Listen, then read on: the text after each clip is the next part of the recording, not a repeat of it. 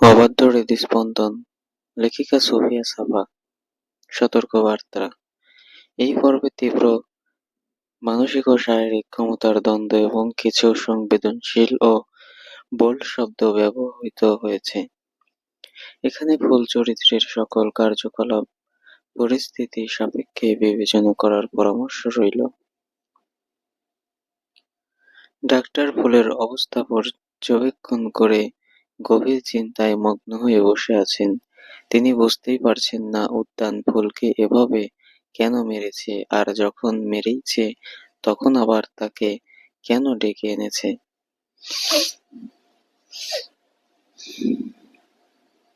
আপনি কোনো ভাবনায় ডুবে আছেন, বলবেন? আপনি কি চাইছেন আমি অন্য কাউকে ডেকে নেই? উদ্যানের শীতল কণ্ঠে ডাক্তার সংবিত ফিরে পেলেন। তিনি আতঙ্ক চেপে রেখে বললেন, না মাস্টার, আসলে ওনার জামার হাতাগুলো লম্বা হওয়ার কারণে ক্ষত স্থানে মেডিসিন লাগানো যাচ্ছে না। আপনি যদি মেয়েদের ডেকে ওনাকে স্লিভলেস কিছু পরিয়ে দেওয়ার ব্যবস্থা করতেন, তবে চিকিৎসা করতে সুবিধা হতো। উদ্যান খপ করে খাটের একপাশে বসে পড়ল, নিস্পৃহ গলায় বলল, মেডিসিন রেখে বের হন, লাগানোর ব্যবস্থা আমিই করছি। ঠিক আছে মাস্টার, তবে ওনার জ্ঞান খুব শিগগিরই ফিরবে বলে মনে হয় না। অতিরিক্ত শক আর পেইন মিলেমিশে ওনার ব্রেইন সেভ মোডে চলে গেছে। পেইন কিলার কিভাবে খাওয়াবো? তো ইনজেকশন নেই আপনার কাছে? উদ্যানের ভ্রু কুঁচকে গেল। আছে মাস্টার, কিন্তু ইনজেকশন দিলে জ্ঞান ফিরতে আরো সময় লাগবে। উদ্যান দুই আঙ্গুলে নিজের কপাল ঘষতে ঘষতে বলল, সমস্যা নেই, ওটা দিয়ে আপনি বিদায় হন। ডাক্তার দ্রুত হাতে ব্যথানাশক ইনজেকশন দিয়ে এবং কিছু প্রয়োজনীয় ঔষধ টেবিলের উপর রেখে চলে গেলেন।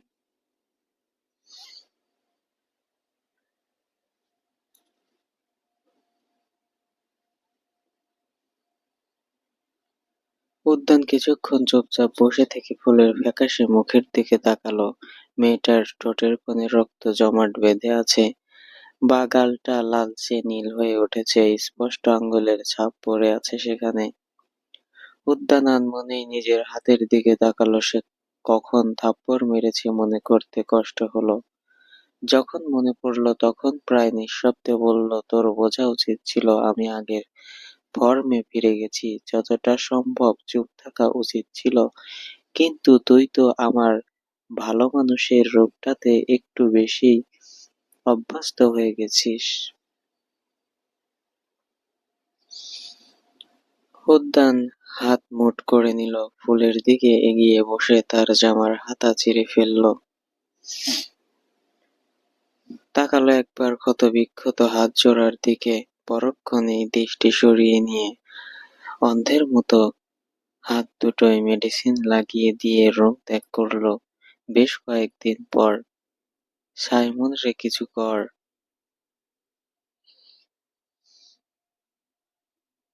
উদ্যান সামনে বসে থাকা সাইকিয়াট্রিস্টের উদ্দেশ্যে কথাখানা বলল, মিস্টার সাইমন হোসেন, বয়স ৩১, এত অল্প বয়সেই সে দেশের অন্যতম সাইকিয়াট্রিস্টের খেতাব অর্জন করেছিল, কিন্তু কে জানতো এই সফলতাই তার জীবনের কাল হয়ে দাঁড়াবে। সাইমন শুকনো ঢোক গিলে বলল, মাস্টার, আপনার কাজ তো শেষ হয়ে গেছে। মেয়েটার জীবন আপনি সাকসেসফুলি হেল্প করে দিয়েছেন, এবার দয়া করে ওনাকে ফেলে রেখে মেক্সিকো ফিরে যান। উদ্যান বিরক্ত হয়ে পেছনে হেলে পড়ল। সাইমন শুকনো ঢোক গিলে মনে মনে দোয়া দরুদ পড়তে লাগলো। তার এখনো বিয়ে করা হয়নি, অথচ এই সাইকোপ্যাথের পাল্লায় পড়ে এখন জীবন নিয়েই টানাটানি।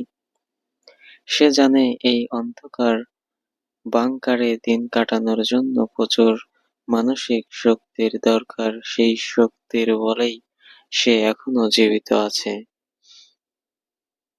আমার ওনার কাছে যেতে ইচ্ছে করছে, কেন এমন হচ্ছে, উদ্যান শান্ত গলায় বলল। সাইমন থতমত খেয়ে গেল। এটা তার প্ল্যানের বাইরে ছিল। উদ্যান যদি কোনোভাবে দুর্বলতা অনুভব করে, সবার প্রথমে এসে তাকে মারবে। চিন্তা করবেন না মাস্টার, এটা জাস্ট ফিজিক্যাল অ্যাট্রাকশন। সেই জন্যই আমি আপনাকে বলছিলাম ওনার সাথে রাত কাটানোর আগে অন্য কয়েকজনের সাথে রাত কাটাতে, কিন্তু আপনি তো। তুই কি কোনোভাবে আমাকে দোষ দিচ্ছিস? আমার কাউকে পছন্দ হচ্ছিল না, সেটা কি আমার দোষ? উদ্যানের কণ্ঠস্বর খাদে নামল। সাইমন মনে মনে ভাবল, অবশ্যই আপনারই তো দোষ, কিন্তু মুখে বলল, না মাস্টার, আপনার কোনো দোষ নেই, একদম চিন্তা করবেন না আপনি। শুধু আমি যা বলবো তা এবার একটু শুনবেন, ঠিক আছে? বল শুনি। আপনি ওনাকে রেখে চলে যান, ওনার দিকে আর একবারও তাকাবেন না প্লিজ। প্রয়োজনে পছন্দ না হলেও অন্য মেয়েদের সাথে রাত কাটান, তবুও দয়া করে ওনার কাছে যাবেন না। কথাটা উদ্যানের মনে ধরল না। সে ঘাড় কাত করে বলল, but I need her, I think আর কয়েকবার গেলে কিছুই হবে না। সাইমন গভীর চিন্তায় পড়ে গেল। সে ইনিয়ে বিনিয়ে বলল, মাস্টার, আমি তো যেতে নিষেধই করব, কারণ আপনি যা করতে চেয়েছিলেন তা করে ফেলেছেন। আমি চাইবো না আপনি কোনোভাবে মেয়েটার প্রতি উইক হয়ে পড়েন। উদ্যান থমকে গেল। উইক হয়ে পড়ব? হ্যাঁ মাস্টার, আপনিও নিশ্চয়ই সেটা চাইবেন না। উদ্যানের মনটা একটু খারাপ হয়ে গেল। তাকে অন্যমনস্ক হয়ে পড়তে দেখে সাইমন প্রশ্ন করল, আপনি কবে ফিরে যাবেন মাস্টার? উদ্যান উঠে দাঁড়ালো। ডিসাইড করিনি এখনো বলেই উদ্যান গটগট পায়ে বেরিয়ে গেল। সাইমন তার যাওয়ার দিকে তাকিয়ে দীর্ঘশ্বাস ফেলল। বাংকার থেকে বেরিয়ে উদ্যান সরাসরি ডাইনিং টেবিলে এসে বসল। বাকিরা আগে থেকেই তার জন্য অপেক্ষা করছিল। সে বসতেই সবাই এক ধরনের যান্ত্রিক নীরবতার খাওয়া শুরু করলো। ফুল সবাইকে খাবার বেড়ে দিয়ে রান্নাঘরের দিকে পা বাড়াতেই উদ্যানের গম্ভীর কণ্ঠস্বর ভেসে এলো, যতক্ষণ আমি খাবার খাবো ততক্ষণ তুই এখানেই দাঁড়িয়ে থাকবি। ফুল বিনা বাক্যে পাশে এসে দাঁড়ালো। উদ্যান একবার আর চোখে তাকালো তার দিকে, দেখলো ফুলের চেহারায় কোনো অভিব্যক্তি নেই। ইদানিং তার চেহারাটা দেখলেই বোঝা যায় সে কতটা কষ্টে আছে, যেন কষ্টের ছাপ পড়ে গেছে চেহারাতেও। উদ্যান মাত্র কয়েক লোকমা মুখে দিয়ে বাকি খাবারটুকু পাতে ফেলেই উঠে চলে গেল। লোহানার মিলেও নিজেদের মতো খেয়ে দিয়ে ডাইনিং হল ত্যাগ করলো। সোহম খাওয়া শেষে দুজন মেয়েটকে ডেকে বলল, বাকি কাজগুলো তোমরা শেষ করো, আর হেল্পফুল তুমি নিজের রুমে যাও। ফুল আলতো করে মাথা নেড়ে বিদ্রূপের সুরে বলল, ধন্যবাদ সোহম স্যার, কিন্তু আমি করে নিতে পারবো না। আমি চাই না মাস্টারের কথার অবাধ্য হতে। বলেই সে নিপুণ হাতে টেবিলের এঁটো প্লেটগুলো একত্র করে নিয়ে কিচেনের দিকে পা বাড়ালো। ফুলের ছায়া মিলিয়ে যাওয়ার সঙ্গে সঙ্গে সোহমও নিজের রুমে চলে গেল। কিছুক্ষণ পর উদ্যান নিচে নেমে ভারী কদমে অগ্রসর হলো কিচেনের দিকে। তার কিছু অরেঞ্জ জুস এবং আইস কিউব প্রয়োজন। যদিও সার্ভেন্টদের কাউকে বললেই পেয়ে যেত সে, তবুও নির্দিষ্ট কাউকে এক নজর দেখার আশায় সে নিজেই চলে এসেছে। অবশ্য উদ্যান মানে না যে সে কাউকে দেখতে এসেছে, জাস্ট ওয়াকিং করা হয়ে যাবে তাই এসেছে, নাথিং এলস। কিচেনের দরজার সামনে আসতেই উদ্যানের পা থেমে গেল। বেসিনের সামনে দাঁড়িয়ে থালা বাসন ধুচ্ছে ফুল। ধোয়া শেষে ওড়নার হাত মুছে পাশে রাখা প্লেটটা হাতে নিয়ে মেঝেতে বসে পড়ল সে। উদ্যান শুধু স্থির চোখে তাকিয়ে রইল তার দিকে। মেয়েটাকে ভ্রুক্ষেপহীনভাবে এঁটো খাবার খেতে দেখে স্তব্ধ হয়ে গেল সে। মেয়েটা কি স্টকহোম সিনড্রোমে ভুগছে? উদ্যানের উচ্ছিষ্ট কেন খাচ্ছে? উদ্যানের মাথায় আচমকাই রক্ত চড়ে গেল। হঠাৎ তার মনে হলো সে যেন ফুলের জায়গায় নিজেকেই দেখতে পাচ্ছে। পরপরই দ্রুত পায়ে হেঁটে গিয়ে প্লেটটা কেড়ে নিয়ে ছুঁড়ে ফেলে দিল। উদ্যান ফুলের গাল চেপে ধরে তাকে টেনে দাঁড় করিয়ে কিরমিরিয়ে বলল, এই হারামজাদি, সোলার এস্টেটে কি দুর্ভিক্ষ চলছে? উচ্ছিষ্ট কেন খাচ্ছিস? ফুল কোনো উত্তর দিল না, এমনকি উদ্যানের দিকে তাকালোও না পর্যন্ত। উত্তর না পেয়ে আরো ক্ষুব্ধ হলো উদ্যান। তাকে দেয়ালের সাথে চেপে ধরে গর্জে উঠল, অ্যানসার মি ডেমিট। ফুল এবার ঠোঁট নাড়ল। খাবারগুলো ফেলে দেব তাই ভাবলাম খেয়ে ফেলি। মিথ্যা বলছিস কেন? বাকিদেরটা তো ফেলেই দিয়েছিস, শুধু আমারটাই কেন? ফুলের কণ্ঠস্বর বুঝে এলো। সে ফিসফিস করে বলল, আমি নিজেও জানি না, আমার জাস্ট খেতে ইচ্ছে করলো তাই। উদ্যান এক ঝটকায় তাকে ছেড়ে দিয়ে দূরে সরে দাঁড়ালো। আচ্ছা, সে কেন রিয়েক্ট করছে? এই মেয়ে যা করছে করুক গিয়ে, তাতে তার কি? উদ্যান ফুসফুস করতে করতে ফ্রিজ খুলে অরেঞ্জ জুস আর আইস কিউব বের করলো। তারপর সজোরে একটা লাথি মেরে ফ্রিজের দরজাটা লাগিয়ে দিয়ে হনহনিয়ে বেরিয়ে গেল। ফুলের শরীরটা আতঙ্কে একবার কেঁপে উঠল। সে কিছুক্ষণ নিথর দাঁড়িয়ে থেকে ভাঙা কাচের টুকরোগুলো পরিষ্কার করলো। তারপর ধীর পায়ে নিজের রুমের দিকে এগিয়ে গেল। এখন মাঝরাত। হঠাৎ ফুলের তন্দ্রা ভেঙে গেল এক শ্বাসরুদ্ধকর অনুভূতিতে। তার মনে হলো কোনো এক বিশাল পাথরের ভারে তার বুকটা ফেঁসে যাচ্ছে। শ্বাস নিতে কষ্ট হচ্ছে তার। সে চোখ মেলল। ডিম লাইটের আলো, হালকা আলোয় এক দীর্ঘকায় পুরুষের অবয়ব দেখে সে আতঙ্কে চিৎকার করতে চাইল, কিন্তু মুহূর্তেই একজোড়া শক্ত হাত তার মুখ চেপে ধরল। আমি তেহজীব, ভয় পাস না। কণ্ঠস্বরটি চেনা, কিন্তু তাতে আজ এক ধরনের অস্বাভাবিক জড়তা। ফুল স্তব্ধ হয়ে গেল। উদ্যান কেন এই অসময়ে তার ঘরে এসেছে? সে নিজেকে ছাড়ানোর জন্য ছটফট করতেই উদ্যান হাত সরিয়ে নিল। কেন এসেছেন? উদ্যান নিজের শার্টের বোতাম খুলতে খুলতে ঘোর লাগা কণ্ঠে বলল, তোর সাথে রাত কাটাতে। I badly want to fuck you. ফুলের মাথাটা ঝিমঝিম করে উঠল। উদ্যানের শরীর থেকে অ্যালকোহলের উটকো গন্ধ আসছে। সে শিউরে উঠে বলল, আপনি নেশা করেছেন, তাই না? করেছি, বাট ডোন্ট ওয়ারি। ফুলের গলা শুকিয়ে কাঠ হয়ে গেল। রুদ্ধ সুরে বলল, আপনি আমাকে ভালোবাসেন না, তাই আমি চাই না আপনি আমাকে টাচ করুন। তোর চাওয়ার পরোয়া এখন করব না আমি, কেননা আমি জানি তুই আমাকে ভালোবাসিস। এতে কোনো সন্দেহ নেই। ভালোবেসেই নিজেকে আমার হাতে তুলে দিয়েছিস, তাই আমি যা খুশি করতে পারি তোর সাথে। তোর করার কিছুই থাকবে না। ফুল কিছু বলার জন্য মুখ খুলতেই উদ্যান তাকে টেনে বসিয়ে তার ঠোঁট আঁকড়ে ধরল।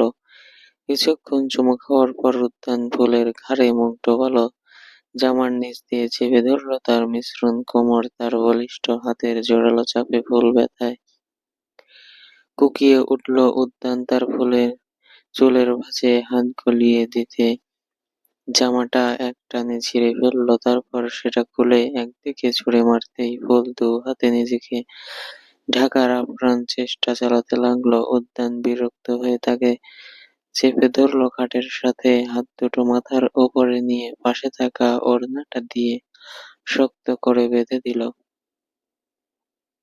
তারপর পায়ের কাছে থাকা কমফোর্টারটা মুড়ো দিয়ে শুয়ে পড়ল ফুলের উপর। আজ রাতে ফুলের আবারও মনে হলো ঘড়ির কাঁটা থেমে গিয়েছে।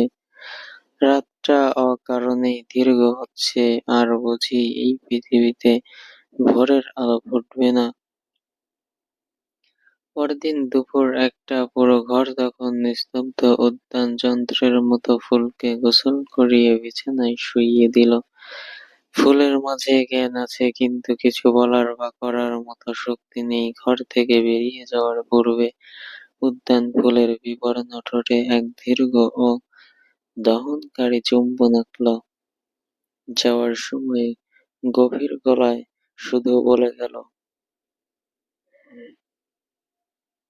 ডাক্তার আসবে, মেডিসিনগুলো ঠিক মতো খেয়ে নিস। ফুল দুচোখের পাতা এক করেছে সবেমাত্র, তখনই ডাক্তার এলো, সঙ্গে একজন মেয়েড এলো খাবার নিয়ে। ফুল আজ আর কোনো প্রশ্ন করলো না, ডাক্তারের দেওয়া ওষুধগুলো বিনা বাক্যে গিলে নিল। মিশ্র স্যার, ডাক্তার কিছু বলতে চাচ্ছিলেন, কিন্তু ফুল তাকে মাঝপথেই থামিয়ে দিল। আমি এখন আর মিশ্র স্যার নই, ফুল বলে ডাকলেই খুশি হব। ডাক্তার একটা দীর্ঘশ্বাস ফেলে বললেন, বলছিলাম কি, দুবার ইমার্জেন্সি পিল খেয়ে নিয়েছেন ঠিক আছে, কিন্তু রেগুলার এই পিল নেওয়া আপনার জন্য ক্ষতিকর হবে। মাস্টারকে তো আমি প্রোটেকশন ইউজ করতে বলতে পারবো না। আপনি চাইলে আমি রেগুলার পিল রেখে যাব। ফুল মুখ ঘুরিয়ে নিয়ে অত্যন্ত শক্ত গলায় বলল, কোনো প্রয়োজন নেই। কয়েকদিন পর সন্ধ্যা ঘনিয়ে এসেছে। ফুল সবার জন্য চার নাস্তা সাজিয়ে ড্রয়িং রুমের টেবিলের উপর রাখলো। সোজা হয়ে মুখ তুলতেই তার শরীরটা যেন পাথর হয়ে গেল। উদ্যানের ঠিক পাশে সোফায় বসে আছে এক অপরিচিত মেয়ে। মেয়েটিকে দেখা মাত্রই ফুলের মনে হলো সে কোনো আয়নার সামনে দাঁড়িয়ে আছে, অথচ অবয়বটা তার নিজের নয়। সুকুমার লুকানো একবার ফুলের দিকে আর একবার মেয়েটার দিকে তাকাচ্ছে। উদ্যান খুব স্বাভাবিক ভঙ্গিতে এক কাপ চা মেয়েটির হাতে ধরিয়ে দিল, তারপর মৃদু গলা খাকারি দিয়ে ফুলের দিকে তাকিয়ে বলল, কি হলো, ওভাবে ওর দিকে তাকিয়ে আছিস কেন? ফুল কিছু বলতে যাবে, তার আগেই মেয়েটা উঠে এসে তার সামনে দাঁড়ালো। কয়েকবার পলক ঝাপটে বলল, ওয়েট, তুমি তো অনেকটা আমার মতো দেখতে, হাউ স্ট্রেঞ্জ। ফুলের বিস্ময় এবার ক্রোধে রূপ নিল। সে নিজেকে সামলে নিয়ে বলল, শুনুন, আমি আপনার মতো নই, উল্টো আপনি অনেকটা আমার মতো দেখতে। কে আপনি, হুম? কোত্থেকে এসেছেন? তখনই উদ্যান মেয়েটার পাশে এসে দাঁড়ালো। শুধু দাঁড়ালোই না, একেবারে মেয়েটার কাঁধে হাত রেখে তাকে নিজের দিকে টেনে নিয়ে বলল, ওর নাম ফ্লোরা, মেক্সিকো থেকে এসেছে।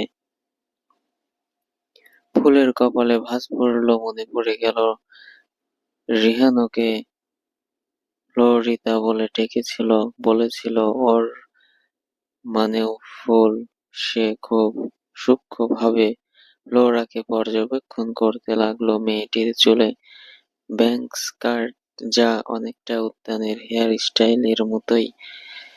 গায়ের রং ফুলের চেয়ে সামান্য চাপা হলেও চোখ দুটো বেশ টানা টানা। উচ্চতায় সে ফুলের চেয়ে কিছুটা লম্বা। সবচেয়ে বেশি মিল আছে ঠোঁটে থাকা তিল আর চুলের সাথে, যদিও ফ্লোরার চুল তামাটে বর্ণের এবং তা পনি টেল করে বাঁধা। ফুল দাঁতে দাঁত চেপে কিছু নিচু স্বরে বলল, নামটাও দেখছি আমার মতো, আর এই যে আপনি এভাবে চিপকে দাঁড়ানোর কি আছে? উদ্যান ভ্রু কুটি করে বলল, আমি তোর মাস্টার হই, এই যে আপনি কি, হ্যাঁ? ফুল এক পা এগিয়ে গিয়ে জেদি গলায় বলল, একটু সরে দাঁড়ান, ওনার থেকে দেখতে ভালো লাগছে না। উদ্যান শুনল না, বরং আরো নিজের দিকে টেনে নিল ফ্লোরাকে। ফুলের মুখটা ফ্যাকাশে হয়ে গেল। সঙ্গে সঙ্গেই উদ্যান বাকিদের দিকে তাকিয়ে ঘোষণা করল, লিসেন, মিট হার, ও আমার গার্লফ্রেন্ড। লোহান অবাক হলো, গার্ল? সোহম একই ভঙ্গিতে বলল, ফ্রেন্ড। উদ্যান অবিচল কণ্ঠে বলল, ইয়েস। কয়েকদিন পর আমরা মেক্সিকো ফিরে যাচ্ছি। তারপর ফুলের দিকে তাকালো। যাওয়ার আগে তোকে ডিভোর্স দিয়ে যাব, তারপর মেক্সিকো গিয়ে ওকে বিয়ে করব। কথাটা শুনে ফুলের পায়ের নিচ থেকে মাটি সরে গেল যেন। কান্নাগুলো গলায় দলা পাকিয়ে গেল। আপনি ইয়ার্কি করছেন, তাই না? উদ্যান তাচ্ছিল্যের সুরে বলল, একদমই না। অতঃপর ফ্লোরার হাত ধরে সিঁড়ি বেয়ে ওপর তলায় উঠে গেল উদ্যান, তার পিছু পিছু বাকি রইল ফুল। যেই রুমে থাকতো সেই রুমটা ফ্লোরাকে দেখিয়ে দিয়ে উদ্যান বলল, যেই কদিন বাংলাদেশে থাকবো সেই কদিন তুমি এই রুমেই থাকবে। ফ্লোরা হঠাৎ উদ্যানের বাহু জড়িয়ে ধরে আহ্লাদে সুরে বলল, বাট তেহজুব, আমি তো তোমার সাথেই এক রুমে থাকতে চাই। উদ্যান একবার আর চোখে ফুলের দিকে তাকালো, দেখলো মেয়েটি টলমলে চোখে তাদের দিকেই তাকিয়ে আছে। উদ্যান ফ্লোরার গালে হাত রেখে ফিসফিস করে বলল, তোমার যখন মন চাইবে আমার কাছে চলে আসবে। নামের আলাদা রুমে থাকবো আমরা, বুঝলে? ফ্লোরা সম্মতিতে মাথা নেড়ে উদ্যানের দিকে একটা ফ্লাইং কিস ছুড়ে দিয়ে রুমে ঢুকে পড়ল। উদ্যান চোখের ইশারায় সহমার লোহানকেও নিজের কাজে যেতে বলল। তারা দুজন চলে যেতেই উদ্যান দরজা খুলে ভেতরে ঢুকতে যাবে, তখনই ফুল ভাঙা গলায় বলল, আর কতভাবে টর্চার করবেন আমায়? উদ্যান ভ্রু কুঁচকে তাকাতেই তার সামনে হাত জোড় করে দাঁড়িয়ে পড়ল ফুল। বলল, দয়া করুন, আমি আপনাকে অন্য কারো সাথে সহ্য করতে পারবো না, ওনাকে চলে যেতে বলুন। উদ্যান ফুলের কথায় পাত্তা না দিয়ে ভেতরে ঢুকে গেল। ফুল দরজার পাল্লা ধরে চিৎকার করে বলল, শুনে রাখুন, আপনি যদি এই মেয়ের কাছাকাছি যান তবে আমি এই বাড়িতে আগুন জ্বালিয়ে দেব। উদ্যান ড্রেসিং টেবিলের আয়নার সামনে দাঁড়িয়ে নিজের ঘড়িটা খুলল। আয়নায় ভেসে উঠে ফুলের প্রতিচ্ছবির দিকে তাকিয়ে নির্লিপ্ত সুরে বলল, লাভ হবে না। এস্টেটে ফায়ার স্প্রিংকলার সিস্টেম আছে, আগুন ছড়িয়ে পড়ার আগেই নিভে যাবে। স্রেফ পানি অপচয় হবে, আর কিছু নয়। উদ্যানের এই যুক্তিতে ফুল জ্ঞান হারিয়ে ফেলল। সে অনুমতি ছাড়াই ঝড়ের বেগে রুমে ঢুকে পড়ল। উদ্যান ব্যাপারটা ইগনোর করে নিজের গায়ের ব্লেজারটা খুলে হ্যাঙ্গারে রাখলো। আমি ওই মেয়েটাকে মেরে ফেলবো তাহলে? উদ্যান অলস ভঙ্গিতে বলল, তুই ওর সাথে পারবি না, উল্টো তোর হাত পায়ে ভেঙে ফেলবে। ফুল হঠাৎ তেড়ে এসে উদ্যানের সামনে দাঁড়ালো, আর তার লাল লাল চোখ জোড়া নজরে আসতেই উদ্যান স্থির চোখে তাকালো। অন্য কারো কাছে যাওয়ার আগে আমাকে মেরে ফেলুন তবে। উদ্যান দুই পকেটে হাত গুজে তার খুব কাছে ঝুঁকে এলো। বাবা জীবিত আছেন, তাই আমি তোকে মারতে পারবো না, বাট তুই চাইলে সুইসাইড করতে পারিস। কথাটা শোনার সাথে সাথে ফুলের মনে হলো তার হৃৎপিণ্ডে কেউ তপ্ত লাভা ঢেলে দিয়েছে। তার শ্বাস বন্ধ হয়ে আসছিল। সে কাঁপা গলায় বলল, আমি মরে গেলেও এখন আর আপনার কিছুই যাবে আসবে না? উদ্যান চেয়ে গুছিয়ে বলল, একদম না। আমি তো ইতিমধ্যেই তোকে ডিভোর্স দেওয়ার কথা ভেবে ফেলেছি। এমনিতেও তোর কাছে গেলে তুই যে নাটক করিস, সেই জন্যই তো ফ্লোরাকে অনেক যাচাই বাছাই করে এনেছি। কয়েকদিন দেখবো ও কেমন পারফর্ম করে, দেন তোকে ডিভোর্স দিয়ে ওকে বিয়ে করব। ফুল এবার কান্নায় ভেঙে পড়ল, না না, এমন করবেন না প্লিজ, আপনি যা বলবেন আমি তাই করব। সেটাই তো, ওকে কিছুই বলে দিতে হবে না, ও নিজ ইচ্ছেতেই আমার কাছে আসবে। ফুল চোখের পানি মুছে নিয়ে মাথা তুলল, আমিও নিজ ইচ্ছাতেই আসব। উদ্যানের চাউনি এবার নিগুড় হলো। সে ফুলের আপাদ মস্তক একবার খুঁটিয়ে দেখে বিড়বিড়িয়ে বলল, রিয়েলি? তুই নিজের ইচ্ছায় আসবি? ফুল মেঝেতে দৃষ্টি নিক্ষেপ করে হ্যাঁ বোধক মাথা নাড়ল। উদ্যান বিড়বিড়িয়ে বলল, ঠিক আছে, দেখা যাক। অ্যাকচুয়ালি এই ব্যাপারে জোরাজুরি করতে আমার ভালো লাগে না। ফুল প্রায় ফিসফিসিয়ে মৃদু গলায় বলল, জোর করতে ভালো লাগে না, কিন্তু বাধ্য করতে ভালো লাগে। কথাটা উদ্যানের গায়ে লাগলো। বাধ্য? আমি তোকে বাধ্য করছি? ফুল দ্রুত মাথা নাড়ল। না না, আমি নিজের ইচ্ছাতেই আসবো। সে দরজার দিকে পা বাড়াতে উদ্যান পেছন থেকে জিজ্ঞেস করলো, কখন আসবি? ফুল একবার উদ্যানের দিকে ফিরে চাইল। তার হাসিটা ছিল কান্নার চেয়েও করুণ। কাঁপা গলায় সে শুধু বলল, রাতে। আমি অনেকভাবে ট্রাই করেছি বুঝলে, কিন্তু কোনোভাবেই ফুলের সাথে যোগাযোগ করতে পারিনি। অনিলার কথা শুনে উর্বি ভাবুক ভঙ্গিতে গালে হাত রেখে বলল, রিদম আজ বলেছে ওনারা খুব শীঘ্রই ফিরে আসবে। অনিলা বলল, আমি বুঝতে পারছি না, একটু কথা বলতে দিলে কি এমন হয়ে যাবে? অনি কিছুতেই কথা বলতে দিচ্ছে না। আমাকেও। ব্যাপারটা নিয়ে কাল এক দফা ঝগড়া হয়ে গেছে ওর সাথে, যদিও ঝগড়াটা আমি একাই করেছি।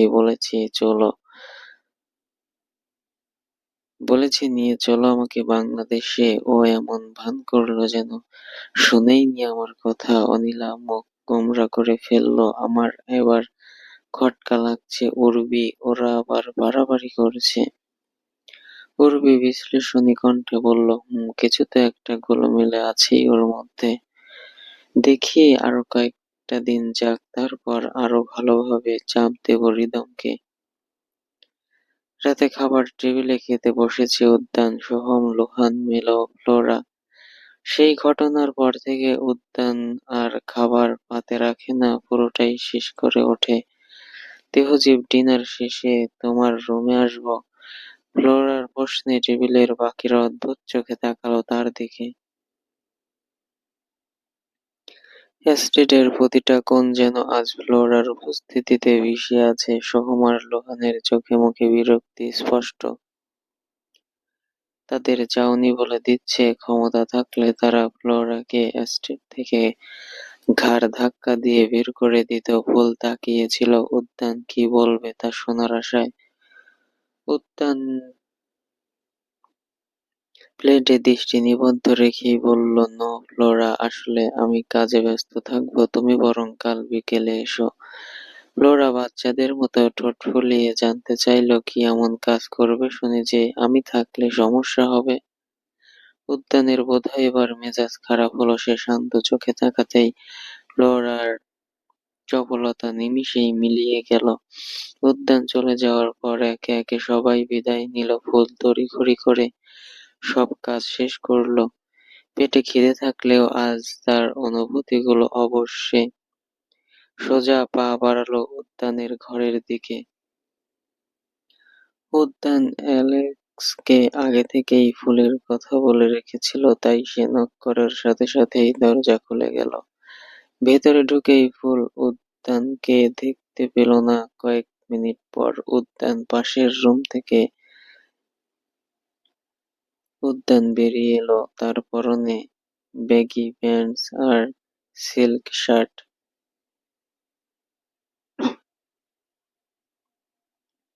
বাহ, এত তাড়াতাড়ি এসে পড়বি ভাবিনি। ফুল এগিয়ে গিয়ে উদ্যানের সামনাসামনি দাঁড়ালো। তাকে স্পর্শ করতে গিয়েও তার হাতটা মাঝপথে থেমে গেল। উদ্যান তার দ্বিধা বুঝতে পেরে কিছুটা ঝুঁকে হিসিয়ে বলল, ইউ ক্যান টাচ মি উফ ইউ ওয়ান্ট অ্যান্ড লিসেন। রাতে যখন আমার কাছে আসবি তখন আমি তোর মাস্টার নই। সঙ্গে সঙ্গেই ফুল আছড়ে পড়ল উদ্যানের প্রশস্ত বুকের উপর, আষ্টেপৃষ্ঠে জড়িয়ে ধরল লোকটাকে। ঘোরের মাঝে তলিয়ে গিয়ে বিড়বিড়িয়ে বলল, আই মিস ইউ দেহজীব। উদ্যান ধাক্কা খেল তার আবেগপ্রবণ কণ্ঠ শুনে। ফুল মুখ তুলে তাকালো, হাত রাখলো দানবটার শার্টের ওপর, এক এক করে খুলে ফেললো সবগুলো বোতাম। উদ্যান নিজেই এবার শার্টখানা খুলে ফেলল। ফুল তার বুকের বাম পাশের কাটা জায়গায় হাত বুলিয়ে দিয়ে শুধালো, এখানে কি হয়েছিল? Just accident. ফুল পাশে থাকা সবুজ রঙে লেখা জার্দিন নামটা লক্ষ্য করলো। এটা কি? উদ্যান তার গালে স্লাইড করতে করতে বলল, ইটস এ ট্যাটু, জার্দিনকে। It's Hardin, not Jardin. ফুল আরো কিছু জিজ্ঞেস করতেই যাবে, উদ্যান তার আগেই গলা চড়িয়ে বলল, Alex, green the light first, then go to completely shut down for tonight. মুহূর্তেই শুভ্র আলো নেভে গিয়ে সবুজ আলো জ্বলে উঠল। উদ্যান এক ঝটকায় ফুলকে সরিয়ে তার ওড়না সরিয়ে ঘাড়ে মুখ ডুবিয়ে দিল। তার বলিষ্ঠ হাতের চাপে ফুলের শরীর এলিয়ে পড়তে লাগলো। উদ্যান বড্ড ক্ষুধার্ত, তার প্রতিটি স্পর্শে এক ধরনের উন্মাদনা। মানবটা ফুলের মোমরঙ্গা ঘাড়ে এবং গলায় দাগ বানাতে ব্যস্ত ছিল। ফুল একটু সুযোগ পেতেই আবারও ঘুরে গিয়ে জড়িয়ে ধরল তাকে। বুকের ওপর কয়েকটা চুমু বসিয়ে দিয়ে কান পাতল সেখানে। পরপরই টের পেল দানবটার হৃৎপিণ্ড তাল হারাতে শুরু করেছে। কিন্তু উদ্যান তাকে বেশিক্ষণ সেভাবে থাকতে দিল না, বরং দু-পা পিছিয়ে গিয়ে আদেশ করল, স্ট্রিপ। শব্দটা শুনে ফুলের বুকের ভেতর তোলপাড় শুরু হলো। তবুও ঠোঁটের কোণে এক বিষণ্ণ হাসি ধরে রেখে সে একে একে নিজেকে উন্মুক্ত করলো। উদ্যান তাকে পা থেকে মাথা পর্যন্ত দেখেনি, প্রবল ক্ষিপ্রতায় জাপটে ধরল। ফুলের তুলের মতো শরীরটা তুলে নিয়ে এগিয়ে গেল খাটের দিকে। সেখানে শুইয়ে দিয়ে উদ্যান ফুলের ঘাড়ে নাক ডুবিয়ে লম্বা শ্বাস টানল। ঘোর লাগা কণ্ঠে বলল, you are slimming too good flower, so much delicious. নতুন এই ডাকনামে ফুলের শরীর শিরশির করে উঠল। তার উপর উন্মাদের এলোমেলো স্পর্শে সে দিশেহারা। ঘাড় থেকে বুকে মুখ নামিয়ে নিতেই ফুল খামচে ধরল উদ্যানের চুল। তীব্র উত্তেজনায় চোখ উল্টে গেল তার। ফুল মুখ ফসকে বেরিয়ে এলো, উদ্যান প্লিজ। উদ্যান আরো বেপরোয়া হয়ে উঠল, ক্ষুধার্ত বাঘের মতো আচ্ছাদন করতে লাগলো তার শিকারকে। ফুলের আফসোস হতে লাগলো তাকে এই নামে ডাকার জন্য, কিন্তু সে যে অরক্ষিত মুহূর্তে নিজেকে নিয়ন্ত্রণ করতে পারে না। কয়েক সেকেন্ডের ব্যবধানেই রুমটার বাতাস ফুলের অস্পষ্ট গোঙরানির শব্দে ভারী হয়ে উঠল। রাত ৩টা, ফুলের অনাবৃত বুকে মুখ গুজে শুয়ে আছে উদ্যান। কম্পিউটারের আড়ালে তার শরীরের নিচে পিষ্ট হয়ে আছে ফুলের শরীরটা। ফুল শূন্য চোখে সিলিংয়ের দিকে তাকিয়ে অস্ফুট স্বরে বলল, আপনি তো আমাকে একটুও ভালোবাসেন না, তবে কেন এত কাছাকাছি আসা? উদ্যান মাথা না তুললেও তার ভারী কণ্ঠস্বর ফুলের কানে প্রতিধ্বনিত হলো। সেদিন নেশার ঘোরে জ্বলে গিয়েছিলাম, তাছাড়া তো তুই নিজেই আমার কাছে আসিস, তাই না? আমার কি দোষ? আর আমি কি একবারও বলেছি তোকে ভালোবাসি না? ফুলের মনে হলো তার শ্রবণ শক্তি তাকে ধোঁকা দিচ্ছে। সে অবিশ্বাস্য গলায় শুধালো, আমি ভুল শুনছি নাকি আপনি ভুল বলছেন? আমি সবসময় ঠিকই বলেছি, তুই ভুল শুনেছিস কিনা জানি না। ফুল বিমূঢ় হয়ে পড়ল। উদ্যান এবার ধীরে ধীরে মুখ তুলে তার চোখের দিকে তাকালো। আমি ভালোবাসি তোকে কষ্ট দিতে, আমি ভালোবাসি তোকে কাঁদতে দেখতে, আমি ভালোবাসি তোকে আমার সামনে অসহায় হয়ে পড়তে দেখলে। বর্তমানে আমি ভালোবাসি তোকে এই অবস্থা দেখলে। উদ্যান তার কানের কাছে মুখ নিয়ে নিচু সুরে বলল, I love to fuck you baby doll. ফুলের রুহ যেন কেঁপে উঠল। এক তীব্র আতঙ্কে তার শরীর হিম হয়ে এলো। সে কাঁপা গলায় বলল, এটাকে ভালোবাসা বলে না, এটা জিঘাংসা। আমার কাছে এটাই ভালোবাসা। আর আমি ভালোবাসি তোকে। ফুলের মনে হলো উদ্যান যেন তার বুকটা পিষে ধরেছে। সে চোখ বন্ধ করে আর্তনাদ করল, বলবেন না, এই কথাটা আর একবারও বলবেন না।